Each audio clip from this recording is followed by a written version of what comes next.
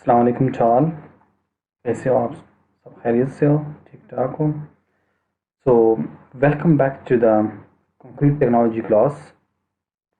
So in this class we will study about the properties of cement.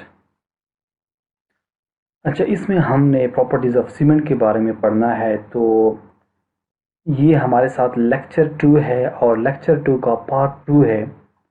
तो अगर किसी ने पार्ट 1 नहीं देखा है तो प्लीज़ सबसे पहले लेक्चर 2 का पार्ट 1 देख ले। इसके बाद जो है आप पार्ट 2 पर आ सकते हैं। ठीक है? तो सारे के सारे टॉपिक्स एक दूसरे के साथ लिंक कर रहे हैं, रिलेटेड है। तो प्लीज़ सबसे पहले पिछले वीडियोज़ आप ज़रूर देखिएगा। इसके बाद आप आगे वीडियो जो है ना फिर प्ले कर सकते हैं। तो आज का जो हमारा टॉपिक है वो क्या है? वो है प्रॉपर्टीज़ ऑफ सीमेंट। तो प्रॉपर्टीज़ ऑफ सीमेंट के बारे में आज हमने पढ़ना है। तो मुख्तलिफ़ किस्म के प्रॉपर्टीज़ है, वन बाय वन हमने डिटेल के साथ पढ़ना है। तो फर्स्ट ऑफ ऑल हमारे साथ क्या है? फाइनेस। अच्छा, फाइनेस क्या है हमारे साथ? तो सबसे पहले जनरली मैं बताता हूँ कि फाइनेस जो है ये क्या होता है हमारे साथ। मींस कि आपका जो मटेरियल है वो कितना फाइन है। इट्स मींस कि वो कितना स्मॉल है, वो कितना लार्ज है, पार्टिकल का साइज़ कम है, ज़्यादा है, इसका ये मतलब होता है। ठीक है? इसके अलावा अगर पार्टिकल का साइज़ कम है और ज़्यादा है तो एक क्वेश्चन ये भी यहाँ पे राइज होता है कि इसका सरफेस एरिया फिर कैसे होगा, क्या इफ़ेक्ट होगा। अगर कोई मटेरियल साइज़ में बड़ा है, अगर वही मटेरियल इसको हम पीसेस में डिवाइड करते हैं तो फिर दोनों के सरफेस एरिया में क्या फ़र्क होगा। तो सरफेस एरिया वो एरिया है जो कि आपको नज़र आता है, जो एक्सपोज्ड सरफेस होता है। जब आप इसका एरिया कैलकुलेट करते हैं तो वो इसका क्या होता है? सरफेस एरिया होता है। इसके सरफेस का आपने क्या है? एरिया कैलकुलेट किया। मिसाल के तौर पर मैं एक मिसाल देता हूँ, एक क्यूब आप ले ले। ठीक है? एक क्यूब ले ले जिसके कितने साइड्स होते हैं? 6 साइड्स होते हैं। तो 6 साइड्स का अगर आपने इसका सरफेस, इसके मतलब हर जो है ना सरफेस का आपने एरिया कैलकुलेट किया तो ये इसका क्या होगा? सरफेस एरिया होगा। इसके अलावा अगर इसी क्यूब को आप 2 हिस्सों में डिवाइड करते हैं तो फिर आपके साथ कितने सरफेसेस आएंगे? 8 सरफेसेस बनेंगे। ठीक है? अगर आप डिवाइड करेंगे तो आप डिवाइड कर ले, आप इसके साइड्स या इसके सरफेस आप कह सकते हैं, इसके साइड्स आप कह सकते हैं, ये आप जो है ना काउंट कर ले, आपके साथ 8 ही बनेंगे। तो लाज़मी बात है 6 सरफेस जो है अगर उसका एरिया आप काउंट करें और 8 जो सरफेस है, जो साइड्स है, इसका अगर आप एरिया काउंट करें तो लाज़मी बात है सरफेस एरिया किसका ज़्यादा होगा? जिसके आपने 2 टुकड़े बनाए हैं, जो 2 टुकड़े आपके साथ जो 2 पीसेस है उसका सरफेस एरिया ज़्यादा होगा। किस चीज़ से? जो आपके साथ कंप्लीट बॉक्स है, जो टूटा हुआ नहीं है, जो टुकड़ों में डिवाइड नहीं हुआ है। ठीक है? इस बॉक्स से इस 2 पीसेस का जो सरफेस एरिया होगा वो क्या होगा? वो ज़्यादा होगा। ठीक है? तो यहाँ पर ये कॉन्सेप्ट है। आई होप कि आपको लोगों को समझ आया होगा ये एग्जांपल। तो फाइनेंस का मतलब ये देखो, अभी सीमेंट है हमारे साथ तो इसका भी एक फाइनेंस होता है, एक पार्टिकल साइज होता है, एक सरफेस एरिया होता है। तो एक दो के तरीके से जो है ना हम फाइंड करते हैं। या तो हम सी एनालिसिस करते हैं, यहाँ पे मैंने डिफाइन नहीं किया है। या तो हम सी एनालिसिस करते हैं, सी एनालिसिस से हम पार्टिकल साइज डिटरमिन करते हैं कि कितना है हमारे साथ। सही है? तो उससे भी हमें पता चलता है कि मतलब अगर इतना है 10%, सही है, 10% से कम है तो ठीक है। अगर इससे ज़्यादा होता है तो वो सीमेंट हमारे साथ ठीक नहीं है। इसके अलावा हमारे साथ सरफेस एरिया की अगर हम बात करें, यहाँ पे सरफेस एरिया को हमने डिफाइन किया हुआ है कि सरफेस एरिया के बेस पे भी, स्पेसिफिक सरफेस के बेस पे भी हम डिफाइन करते हैं कि हमारे मटेरियल का फाइनेंस इतना है और कितना होना चाहिए, ये हम यहाँ पे डिफाइन करेंगे। देखो, फर्स्ट ऑफ ऑल सेंटेंस है अकॉर्डिंग टू एसटीएम। एसटीएम क्या है? American society for testing and material. ठीक है? एक ऑर्गेनाइजेशन है, मुख्तलिफ़ किस्म के मटेरियल के लिए वो टेस्ट डिफ़ाइन करते हैं, टेस्ट प्रोसीजर डिफ़ाइन करते हैं। तो इसके मुताबिक क्या है? Finance of the cement is a mayor of specific surface.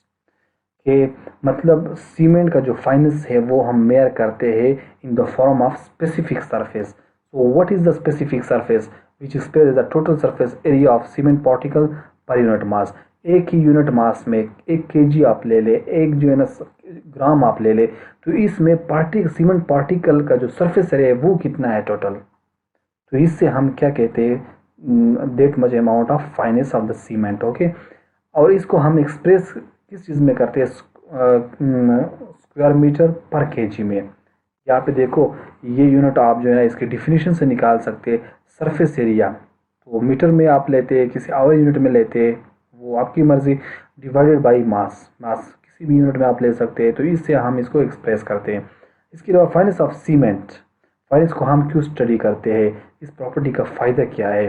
देखो इसका फ़ायदा ये है कि इससे हमें पता चलता है कि it's affect the rate of hydration process, कि फाइनेस ऑफ सीमेंट जो है, सीमेंट की जो फाइनेस होती है, पार्टिकल की जो फाइनेस होती है, उससे जो है ना हमें ये पता चलता है कि हाइड्रेशन प्रोसेस के ऊपर इसका क्या इफेक्ट है। हाइड्रेशन प्रोसेस कम होता है, ज़्यादा होता है, क्या होता है इसके साथ। Because hydration start at the surface of the cement particle, क्योंकि हाइड्रेशन हमारा स्टार्ट होता है किस चीज़ के साथ, सीमेंट पार्टिकल का जो सरफेस होता है वहाँ से स्टार्ट होता है। मिसाल के तौर पर एक आपके साथ पार्टिकल है सीमेंट का, तो कब जो है ना हाइड्रेशन प्रोसेस स्टार्ट होगा, जब इसके साथ इसके साथ जब वाटर आएगा, वाटर कंटेक्ट में आएगा, वाटर मिक्स होगा, तब जो है ना हाइड्रेशन प्रोसेस स्टार्ट होगा। लेकिन सबसे पहले पानी कहाँ लगता है, इसके सरफेस के ऊपर आता है, इसके सरफेस को जो है ना टच करता है। जब सरफेस के ऊपर पानी आता है तो डायरेक्ट जो है ना हाइड्रेशन प्रोसेस स्टार्ट होता है। तो इसलिए जो है ना हम क्या है, हम सरफेस एरिया की बात करते हैं यहाँ पे। अच्छा, तो greater the fineness of the cement larger will be the surface area and thus high rate of hydration. Greater the fineness, अगर फाइनेस ज़्यादा है सीमेंट पार्टिकल का, अगर फाइनेस ज़्यादा है मतलब आपके पार्टिकल का साइज़ बहुत ही कम है, तो क्या होगा, larger will be the surface area. लाजमी बात है, इससे पहले मैंने एक क्यूब का एग्जांपल दिया, ठीक है। अगर मतलब एक क्यूब है, इसको अगर दो हिस्सों में हमने डिवाइड किया, तो दो हिस्सों का जो हमारे साथ सरफेस एरिया हुआ वो क्या होगा, वो ज़्यादा होगा बनिस्बत किस चीज़ का, उसी ही एक क्यूब से, ठीक है। अच्छा, तो सीमेंट की जो फाइनेस है अगर वो ज़्यादा है तो सरफेस एरिया क्या होगा, ज़्यादा होगा। And this high rate of hydration, तो हाइड्रेशन का जो प्रोसेस होगा, हाइड्रेशन जो होगा हमारे साथ, उसका रेट क्या होगा, वो बहुत हाई होगा, ठीक है। जिसकी वजह से हाई अर्ली स्ट्रेन भी आएगा। हाइड्रेशन प्रोसेस जितना तेज़ होगा इतना जल्दी आपका कंक्रीट जो है ना हार्ड भी होगा। इसके अलावा according to ASTM the minimum fineness for every type of Portland cement, जो भी पोर्टलैंड सीमेंट है, अकॉर्डिंग टू एसटीएम एक कोड है हमारे साथ, इसने ये डिज़ाइन किया हुआ है कि मिनिमम फाइनेस जो है वो कितना होना चाहिए, 160 मीटर स्क्वायर पर kg when measured by turbidimetry test while it is 280 meter square per kg when finance is measured by air permeability test। दो किस्म के टेस्ट होते हैं अकॉर्डिंग टू ASTM। टर्बिडीमीटर टेस्ट, इसके मुताबिक अगर आप सीमेंट का फाइनेस फाइंड करते तो सरफेस एरिया मिनिमम कितना आना चाहिए, इतना आना चाहिए 160। इसके अलावा अगर according to air permeability test आप फाइंड करना चाहते तो फाइनेस कितना होना चाहिए, 280 मीटर स्क्वायर पर केजी। ओके, इसके बाद है नेक्स्ट प्रॉपर्टी साउंडनेस और अनसाउंडनेस। देखो यहाँ पे साउंडनेस का वर्ड मैंने लेक्चर 1 में मैंने डिफाइन किया हुआ था कि साउंडनेस ऑफ एनी मटेरियल क्या होता है। हम कहते हैं कि साउंड मटेरियल अच्छा मटेरियल है, इसका मीनिंग क्या है टेक्नोलॉजी में, ठीक है। तो ये टेक्निकल वर्ड्स है यहाँ पे देखिए। Soundness of cement is its ability to retain its volume after setting and hardening. जब हमारे साथ सीमेंट क्या हो जाता है, सेटिंग और हार्डनिंग के बाद जब वो अपना वॉल्यूम रिटेन कर लेता है, उसकी एबिलिटी होती है, उसमें ये कैपेबिलिटी होती है कि वो अपना वॉल्यूम रिटेन कर सके, तो हम क्या कहते हैं कि ये साउंड मटेरियल है, हमारा सीमेंट साउंड है। अगर इसमें ये प्रॉपर्टी नहीं है, सेटिंग के बाद हार्डनिंग के बाद वॉल्यूम चेंज हो जाता है हमारे सीमेंट का, तो हम कहते हैं कि ये क्या है, हमारे साथ अनसाउंडनेस है, सही है। इसके बाद है बीएस के मुताबिक, ब्रिटिश स्टैंडर्ड के मुताबिक, ये एक जो है ना अपरेटस यूज़ करता है, एक मेथड इसने डिफाइन किया है, ली चार्टर अपरेटस टेस्ट। ये ली चार्टर अपरेटस जो है ना, ये एक अपरेटस का नाम है, ठीक है। तो इसके थ्रू हम टेस्ट करते हैं और हम अनसाउंडनेस फाइंड करते हैं। तो इस टेस्ट के मुताबिक एक्सपेंशन कितना जो है ना, मतलब एलो एलो एलो कर रहे, कितना एक्सपेंशन हो सकता है, इससे अगर ज़्यादा होता है तो हम इस सीमेंट को रिजेक्ट करते हैं, वो है 10 mm, ठीक है। According to ASTM autoclave test होता है किस चीज़ के लिए? अनसाउंडनेस के लिए। जब सीमेंट का अनसाउंडनेस हम फाइंड करते हैं तो लेबॉरेटरी में एक टेस्ट होता है अकॉर्डिंग टू एसटीएम, जिसको हम ऑटोक्लेव टेस्ट का नाम देते हैं। तो इसके मुताबिक क्या हमारे साथ जगह अगर आप साउंडनेस फाइंड करते हैं कि मतलब ये सीमेंट साउंडनेस है या नहीं है, अच्छा है या नहीं है, इसका वॉल्यूम रिटेन होगा या नहीं होगा, तो अकॉर्डिंग टू एसटीएम एक्सपेंशन जो है मतलब 0.8% से ज़्यादा नहीं होना चाहिए। इससे अगर कम है तो ठीक है, साउंड मटेरियल है। अगर इससे ज़्यादा हो गया तो ये क्या है, ये रिजेक्ट हम करते हैं, ये अनएक्सेप्टेबल है, ये अनसाउंड मटेरियल है। ओके, तो कुछ रीज़न भी होना चाहिए कि अनसाउंडनेस किस वजूहत की वजह से होती है। वो लाइम की बात मैंने सीमेंट ऑक्साइड में कही थी कि लाइम जब एक्सेस मकदार में हम मिलाते हैं तो अनसाउंडनेस प्रोड्यूस हो जाती है। तो यहाँ पर भी ये बात है, 3 डिफरेंट हमारे साथ कंपाउंड्स है due to the presence of free lime. Free lime means excess मकदार में आपने लाइम मिला लिया, तो कुछ लाइम इस तरह होता है कि जो कि रिएक्शन नहीं कर लेता है उसी टाइम, एक्सेस मकदार में होता है, तो बाद में जब रिएक्शन होता है तो वॉल्यूम डिस्टर्ब हो जाता है।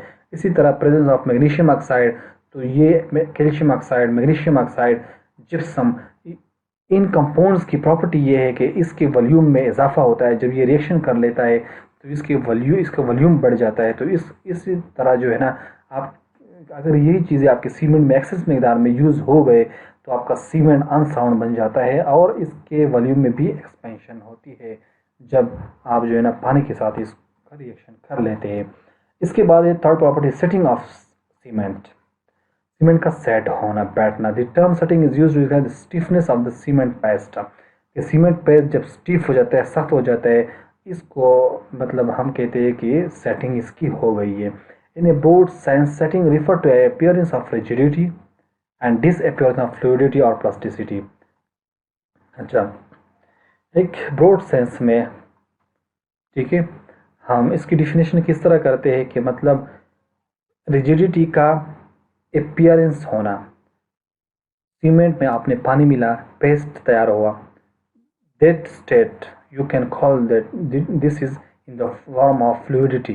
ठीक है, ये फ्लूएबल है हमारे साथ, ये इसकी फ्लूइडिटी ज़्यादा है, इसमें प्लास्टिसिटी है। तो इसका डिसअपियरेंस होना, जब ये डिसअपियर हो जाता है ये, ठीक है, और जब रिजिडिटी सामने आती है, जब सख्तपन आपके सीमेंट में आता है, तो हम ब्रॉड सेंस में इसको हम क्या कहते हैं, सेटिंग। ठीक है, इसके अलावा in other word setting is a process during which cement paste change from plastic state to a rigid state. जब अपना स्टेट चेंज कर लेता है तो इसको हम सेटिंग कहते हैं। Practically the term initially set and final set are used to indicate starting completion of the set. इसके अलावा सेटिंग तो है, हम कहते हैं कि ये सेटिंग है, लेकिन दो किस्म की सेटिंग है। एक को हम इनिशियली सेट कहते हैं, एक को हम फाइनली सेट कहते हैं। ये नेक्स्ट स्लाइड में हम इसको डिटेल से डिफाइन करेंगे। तो इसका मतलब क्या है, starting and completion of the setting. ठीक है, इनिशियल स्टेट मीन्स के स्टार्टिंग और फाइनल स्टेट मीन्स के completion of the setting. Okay, अच्छा, initial set and final set क्या है, ये सेटिंग को थोड़ा फर्दर इसने एक्सप्लेन किया हुआ है। तो initial set means is a set to have occurred when the cement passes to be plastic and fluid up to the specified degree under specified condition for test. Up to the initial setting, the concrete can be remixed without any significant worse effect. देखो, initial set ये वो starting stages होते हैं जिसमें आपका cement plastic state में होता है, जिसमें आप जो है ना सीमेंट को किसी भी शेप में आप डाल सकते हैं, किसी भी तरीके से आप रीमोल्डिंग वगैरह कर सकते हैं, रीमिक्सिंग कर सकते हैं। तो इस स्टेट को हम कहते हैं इनिशियल स्टेट। और initial state is determined by using wicket apparatus. एक अपरेटस है, विकेट अपरेटस, लेबोरेटरी में टेस्ट होता है प्रॉपर कि इनिशियल सेटिंग टाइम इस सीमेंट के लिए कितना है। तो ये हमारे साथ कितना होता है, पोर्टलैंड ऑर्डिनरी पोर्टलैंड सीमेंट के लिए 30 से कम नहीं होना चाहिए। जो भी सीमेंट होता है हम टेस्ट करते हैं इसका इनिशियल सेटिंग टाइम कितना है, अगर 30 से कम है तो हम इसको यूज़ नहीं करते, रिकमेंड नहीं करते। अगर 30 है तो हम रिकमेंड करते हैं 30 तक होना चाहिए। ठीक है, तो क्या है हमारे साथ, ये इसके कुछ स्पेसिफिकेशन है, मतलब जो हम यूज़ करते हैं 30 मिनट इसका इनिशियल सेटिंग टाइम होता है। क्योंकि 30 मिनट इतना टाइम होता है कि इसमें आप जो है ना ट्रांसपोर्टेशन भी आप सीमेंट का, कंक्रीट का कर सकते हैं इजीली। इसके अलावा आप यूज़ भी कर सकते हैं, प्लेसिंग भी कर सकते हैं। ठीक है, तो इसलिए हम 30 मिनट तक रखते हैं। फाइनल सेट का क्या मतलब है? नाम से जाहिर है फाइनल सेट, कि फाइनली मतलब ये कब सेट हो जाता है, मतलब फाइनली कितना जो है ये हार्ड हो जाता है। देखो ज़रा इसकी definition, it is the set to have occurred when concrete gains sufficient rigidity so that it may be able to support some stresses। मतलब फाइनल सेट का मतलब ये है कि हमारा कंक्रीट इतना हार्ड हो जाता है कि ये एक खास हद तक स्ट्रेसेस लोड वगैरह वो लेने के काबिल हो जाए, तो इसको हम कहते हैं फाइनल सेट। तो हम कब कहते हैं कि ये फाइनल सेट हो गया है?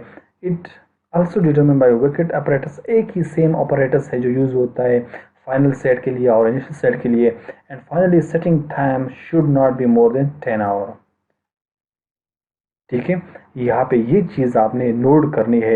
इनिशियल सेट कितना है? 30 मिनट से कम नहीं होना चाहिए, और फाइनल सेट 10 आवर से ज़्यादा नहीं होना चाहिए। मतलब इस तरह नहीं है कि अगर आपने कंक्रीट जो है प्लेस कर लिया, ठीक है, इसमें थोड़ा बहुत तो हार्डनेस आ जाता है, लेकिन अगर 10 घंटे के बाद भी इतना इसमें हार्डनेस नहीं आया हो, इसका इसने स्ट्रेंथ गेन नहीं किया हो कि इसके ऊपर अगर आप चलते हैं कुछ डालते हैं ये बर्दाश्त नहीं कर सकता है, तो ये ठीक नहीं होगा। ठीक है, तो फाइनल मतलब इतना जो है ना इसमें स्ट्रेंथ आना चाहिए कि अगर आप इसके ऊपर कुछ रखे कुछ डाल दे लोड वगैरह, तो ये इसको लेने के काबिल हो। तो ये जो है ना 10 आवर से ये ज़्यादा नहीं होना चाहिए। 10 आवर तक हम रिकमेंड करते हैं कि ठीक है, इसका जो है ना फाइनल सेटिंग टाइम इतना होना चाहिए। ठीक है, इसके बाद है next property, compressive strength of cement. तो कंप्रेसिव स्ट्रेंथ ऑफ सीमेंट क्या है? Compressive strength is the most important and usually taste according for compressive strength of cement और कंक्रीट। मीन्स कंक्रीट के लिए अगर आप बात करें, सीमेंट के लिए बात करें, एक ही बात है। हम क्या करते हैं? कंप्रेसिव स्ट्रेंथ हम फाइंड करते हैं, बाकायदा इसका हम लेबॉर्ट्री में टेस्ट करते हैं कि सीमेंट का इस कंक्रीट का कंप्रेशन में स्ट्रेंथ कितना है। ठीक है, इसके ऊपर लोड डालते हैं बाकायदा। और इसके अलावा कंप्रेसिव स्ट्रेंथ हमें किस तरह पता चलता है? प्रैक्टिकली जब हम सीमेंट देखते हैं कि इसका स्ट्रेंथ इतना है, वो हमें मेंशन होता है कहाँ पे? सीमेंट बैग्स के ऊपर। सीमेंट बैग्स के ऊपर ये लिखा होता है, आपने देखा होगा कि मतलब 53 है, 43 है, इतने ग्रेड का क्या है सीमेंट है। ये ग्रेड मींस कि इसका ये कंप्रेसिव स्ट्रेंथ है। ठीक है, इसके अलावा ओपीसी भी लिखा होगा, देखा होगा आप लोगों ने, पीपीसी भी लिखा होगा। इसका क्या मतलब है? OPC ordinary Portland cement, PPC means Portland pozzolana cement. ये अलग किस्म के स्पेशल जो है ना हमारे साथ सीमेंट होते हैं, तो ये भी कहीं ना कहीं पे लिखा हुआ आपको नज़र आएगा। ठीक है, लाजमी बात नहीं है कि हर जगह पे 53 ओपीसी लिखा हो, या जो है ना मतलब हर जगह पीपीसी लिखा हो, नहीं, कहीं पे पीपीसी लिखा होता है तो फिर लड़की कंफ्यूज हो जाते हैं व्हाट मींस पीपीसी। ठीक है, जो ऑर्डर हम यूज़ करते हैं वो तो ओपीसी है। कभी कभार स्पेशली जो इसमें फ्लाई ऐश मुख्तलिफ चीज़ें सलीका फ्यूम वगैरह हम मिला लेते हैं, स्पेशल पर्पज़ के लिए हम बनाते हैं, तो उसको हम पीपीसी कहते हैं, पोटेंट पोजोलान सीमेंट। ओके, अच्छा, तो 53 एंड 43, इसी तरह 33 मुख्तलिफ ग्रेड्स है हमारे साथ। लेकिन इस ग्रेड्स का मतलब क्या है? ये कोई आपसे क्वेश्चन करे what means of 53 grade cement, what means of 43 grade cement, तो इसका देखो यहाँ बहुत सिंपल अंदाज में, बहुत सिंपल वे में, बहुत सिंपल वर्डिंग में मैंने डिफाइन किया हुआ है। 53 grade OPC cement simply means that 28 days compressive strength of the cement mortar cube prepared out of that cement in standard manner will be of 53 megapascal या 53 Newton पर millimetre square. इसका मतलब ये है, देखो 53 ग्रेड कोई भी ग्रेड है, इसका मतलब ये होता है कि इस चीज़ के ऊपर टेस्ट हमने 28 डेज के बाद क्या हुआ है, 28 डेज के ऊपर क्या हुआ है, इसके बाद हमारे साथ ये स्ट्रेंथ आया हुआ है। ठीक है, 28 डेज के बाद जो भी किसी चीज़ का स्ट्रेंथ आता है वो इसका ग्रेड कहलाता है। जब हम कहते हैं कि ये इसका ग्रेड, इट्स मीन्स कि 28 डेज के बाद ये स्ट्रेंथ चेक हुआ है। ठीक है, इसके अलावा जो यहाँ पे लिखा होता है 53 एक वैल्यू है इसकी, जो है ना क्या है, कंप्रेसिव स्ट्रेंथ है। इट्स मीन्स कि मेगा पास्कल। ठीक है, 53 है, 43 है, 33 है, इट्स मीन्स के मेगा पास्कल में इसका क्या है, इतना जो है ना ये कंप्रेसिव स्ट्रेंथ है। और कितने टाइम के बाद? 28 डेज के बाद। ये जहन में रखना है कि 28 डेज के बाद ही होता है। इसके बाद है fifth, heat of hydration. Heat of hydration क्या है हमारे साथ? ये टॉपिक हमने पहले भी डिस्कस किया हुआ था कि जब सीमेंट और पानी आपस में मिक्स होते हैं तो एक प्रोसेस होता है जिसको हम क्या कहते हैं? हीट ऑफ हाइड्रेशन प्रोसेस कहते हैं। तो हाइड्रेशन प्रोसेस में जो हीट खारिज होती है उसको हम कहते हैं हीट ऑफ हाइड्रेशन। यहाँ पे देखें, it is a heat generated when cement and water comes react, okay, react कर लेते हैं, मिलते। It is the quantity of heat in calorie पर ग्राम और जूल पर ग्राम। हम क्या करते हैं, किस चीज़ में हम, किस यूनिट में हम इसको डिफाइन करते हैं, एक्सप्रेस करते हैं इसको। हम जिस तरह के फोर्स को हम न्यूटन में लेते हैं, ठीक है, हम वज़न को केजी वगैरह में हम लेते हैं, तो इसी तरह एक यूनिट होता है हर चीज़ का। तो हीट का यूनिट क्या है, कैलोरीज पर ग्राम, ठीक है, कैलोरीज पर ग्राम और जूल पर gram of unhydrated cement evaluated upon complete hydration of cement at given temperature. एक ख़ास टेम्परेचर पे, मतलब जब पानी और सीमेंट मिलते हैं और अनहाइड्रेटेड सीमेंट हाइड्रेटेड में चेंज हो जाता है, हाइड्रेटेड सीमेंट में प्रोसेस हो जाता है, हाइड्रेशन रिएक्शन हो जाता है, इस दौरान जो भी हीट खारिज होती है उसको हम कहते हैं हीट ऑफ हाइड्रेशन। और ये हम किस यूनिट में फाइंड करते हैं, कैलोरीज पर ग्राम में एक्सप्रेस करते हैं या जूल पर ग्राम में। इसके अलावा ये हम किस इंस्ट्रूमेंट से, मुख्तलिफ इंस्ट्रूमेंट हमने पढ़े कि साउंडनेस टेस्ट हम किस इंस्ट्रूमेंट से करते हैं। इसके अलावा जो है हमारे साथ कंप्रेसिव स्ट्रेंथ, तो उसके लिए अपना एक कंप्रेसिव स्ट्रेंथ मशीन होता है। सेटिंग जो हमारे साथ है, इनिशियल सेट, फाइनल सेट, ये हम विकेट ऑपरेटर से करते। तो ये मुख्तलिफ़ किस्म के टेस्ट हमने डिफ़ाइन कर लिए। इसके अलावा हीट ऑफ हाइड्रेशन एक इंस्ट्रूमेंट इसके लिए भी यूज़ होता है जिसको हम कैलोरी मीटर कहते हैं। तो कैलोरी मीटर से हम ये हीट ऑफ हाइड्रेशन हम क्या करते हैं, नापते हैं, ठीक है, मेयर करते हैं। So for normal range of Portland cement, Bogie observed that about one half of the total heat liberated between 1 to 3 days, about 3/4 in 7 days and 83 to 91 in 6 months। इसमें ये बात की गई है कि बोगी एक हमारे साथ एक इंजीनियर है, इसने जो है पोर्टलैंड, ये जो हीट ऑफ हाइड्रेशन है हमारे साथ, ये जो हीट खारिज होती है ये कितना खारिज होती है, इसके बारे में इसने कहा है कि फर्स्ट 1 to 3 डेज में हमारे साथ 1/2 ऑफ द टोटल हीट, जितना हमारे साथ हीट खारिज होता है ओवरऑल हीट, इसका हाफ मीन्स 50% फर्स्ट स्टेजेस, जो कि क्या है 1 to 3 डेज है हमारे साथ, इसमें खारिज होती है। बाकी जो है वो फिर 7 डेज में, बाकी जो है फिर 6 मंथ तक जो है ना ये हीट खारिज होती है, लेकिन बहुत कम मकदार में होती है।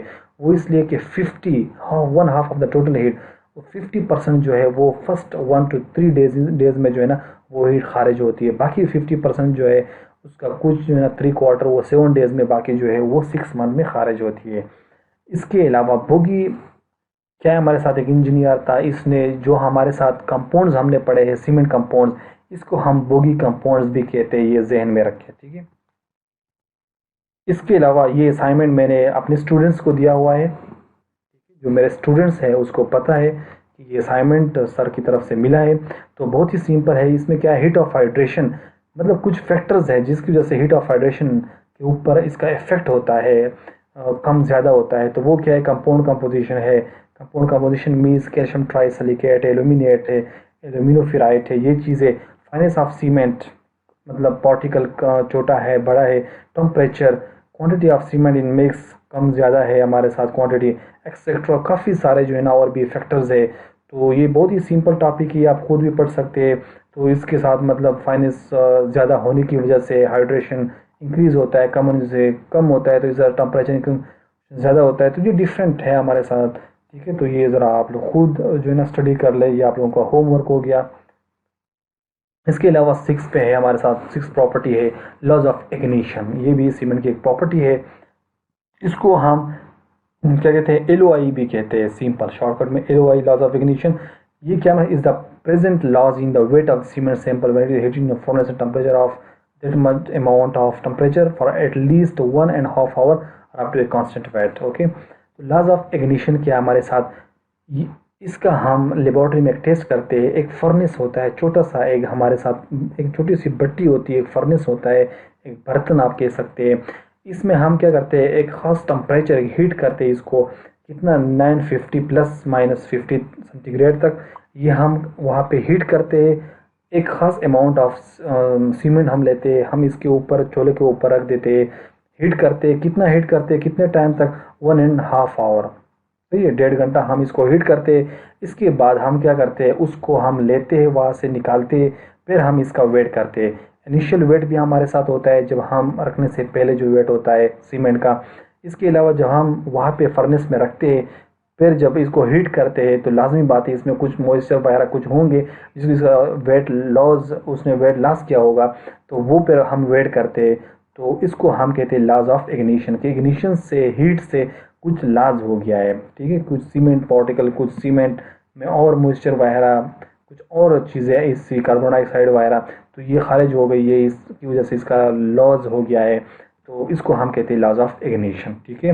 तो LOI is generally indication of amount of water and carbon dioxide, specially ये है कि वाटर कार्बन डाइऑक्साइड जो है बहुत केमिकली कंबाइंड विद सीमेंट, ये कंबाइन होते हैं कभी कभार carbon dioxide and plus water. तो ये चीज़ें पर उसी दौरान जब हम हीट करते हैं तो खारिज हो जाते हैं, जिसकी वजह से इसका वेट में लॉस हो जाता है।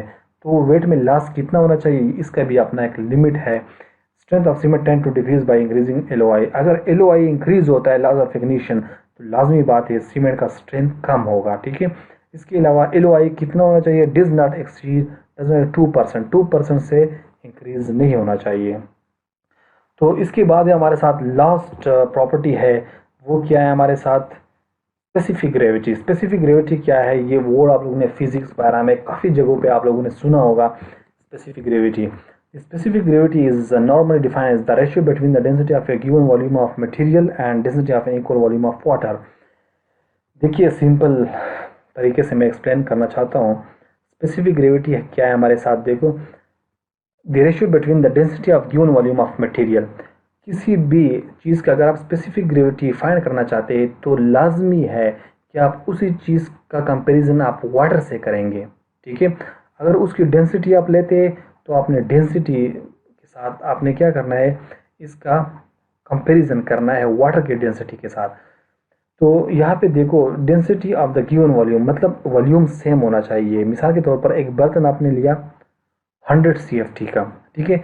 अगर आप किसी स्टोन का स्पेसिफिक ग्रेविटी फाइंड करना चाहते हैं तो इसी 100 CFT में आप स्टोन रख के, आप पत्थर रख के, आप उसका वजन कर ले, यूनिट वेट या डेंसिटी आप फाइंड कर ले, तो ये इस चीज़ की डेंसिटी हो गई। फिर इसी डेंसिटी को आपने डिवाइड करना है किस चीज़ पे, density of equal volume of water, मतलब जितना अमाउंट ऑफ वो आपने वॉल्यूम लिया हुआ था 100 CFT का, तो इसी 100 CFT में आपने इतना ही वाटर डालना है, फिर उसका वज़न करना है, फिर इसकी डेंसिटी फाइंड करनी है। तो दोनों की डेंसिटी को आप एक दूसरे के साथ कंपेयर करेंगे, डिवाइड करेंगे, रेशो निकालेंगे, तो आपके साथ जो मतलब वैल्यू आएगी वो क्या है, वो specific gravity of that material ही होगी, ठीक है। तो किसी भी मतलब चीज़ का, किसी भी सब्सटेंस का, किसी भी मटेरियल का डेंसिटी, उसका आपने रेशो निकालना है किस चीज़ के साथ, density of the equal volume of water. उसी ही वॉल्यूम में जिस वॉल्यूम पर आपने डेंसिटी निकाली उस मटेरियल की, उसी वॉल्यूम की निस्बत से आपने डेंसिटी निकालनी है वाटर की।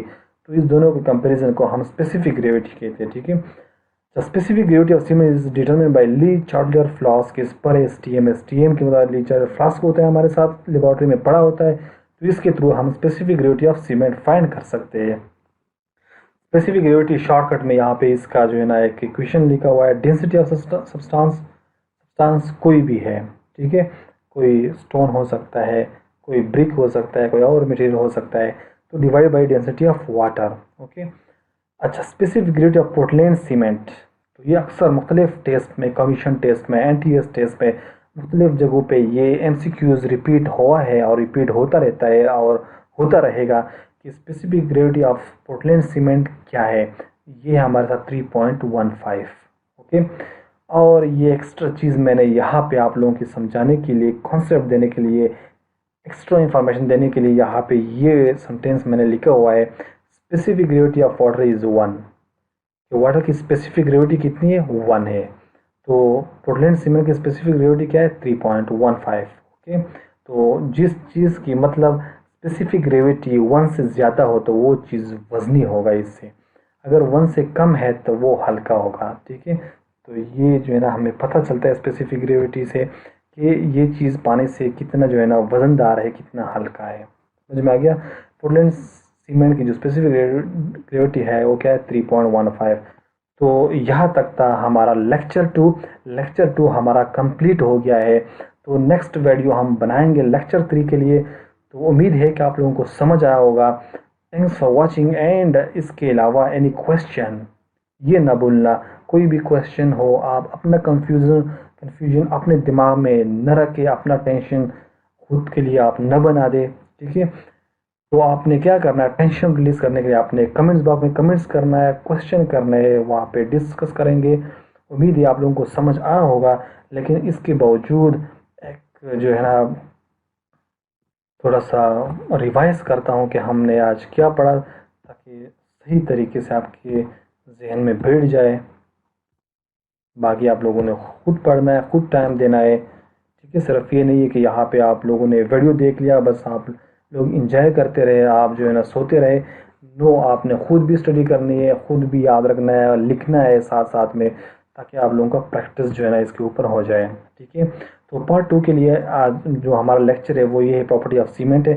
मुख्तलिफ प्रॉपर्टीज़ है, हमने फाइनेंस के बारे में बात की, फाइनेंस क्या है, साउंडनेस और अनसाउंडनेस एक ही प्रॉपर्टी है, इसके बारे में हमने बात की। सेटिंग ऑफ सीमेंट के बारे में हमने बात की। और इसमें एक्स्ट्रा जो है ना हमने एक्सप्लेन किया, इनिशियल सेट क्या है, फाइनल सेट क्या है। इसके अलावा हमने four property compressive strength of cement के बारे में बात की। हीट ऑफ हाइड्रेशन के बारे में हमने बात की। असाइनमेंट ये आपको मैंने दिया हुआ था, ये आप लिख ले, फिर जो है ना नेक्स्ट क्लासेस में आप लोगों ने सबमिट करना है। इसके अलावा लॉज ऑफ इग्निशन के बारे में हमने बात की, स्पेसिफिक ग्रेविटी के बारे में हमने बात की। तो ये था आज का लेक्चर, और थैंक यू। अल्लाह हाफिज़।